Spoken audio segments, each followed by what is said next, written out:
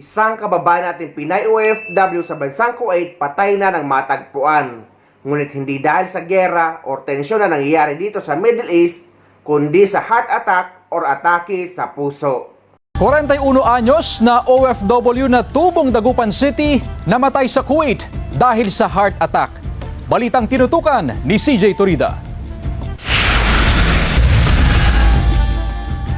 Simula 2014, pabalik-balik na raw bilang OFW sa Kuwait si Dorothy Viloria, tubong barangay Pantal, Dagupan City. Huling biyahe ng 41 anyos na Pinay domestic helper noong Oktubre ng nakaraang taon. Huli raw nakausap ni Lawrence ang kanyang ina hapon noong Linggo. Pero kinabukasan, nabalitaan na lang niya na pumanaw na ang kanyang ina. Nakita daw po nila siya sa CR, nakahandusay na po.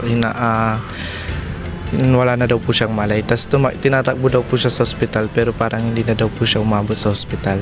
Mismo nga mga katrabaho ni Dorothy ang nagbalita kay Lawrence tungkol sa pagkamatay ng ina. Sabi daw po ng amo niya sa kanila, heart attack daw po ang findings ng doktor.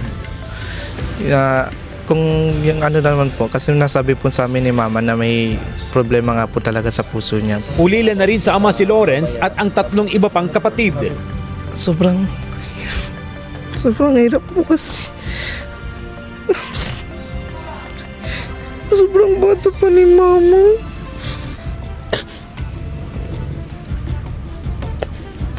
Sana matulungan po nila kami sa pagpapawi sa kanya.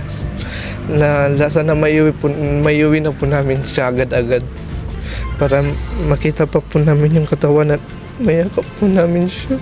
Nagipag-ugnayan na raw ang Department of Migrant Workers sa pamilya upang maihanda mga kailangan na requirements para sa pag-uwi sa mga labi ng OFW. Patuloy rin na nakikipag-ugnayan ng OWA Region 1 sa pamilya para sa karagdagang detalye at kinakailangan na interventions. Nakahanda rin daw na magbigay ng tulong ang OFW desk ng lokal na pamahalaan ng lungsod ng Dagupan. Sa ngayon ay wala pang chance na maiuwi ang labi ni kabayan sa Pilipinas dahil nga limited pa rin ang mga flights dito sa Middle East dahil sa nangyayaring tensyon dito. Pero sana maiuwi si kabayan sa Pilipinas para masauling sandali ay masilayan siya o ang kanyang katawan ng kanyang pamilya. Rest in peace, kabayan.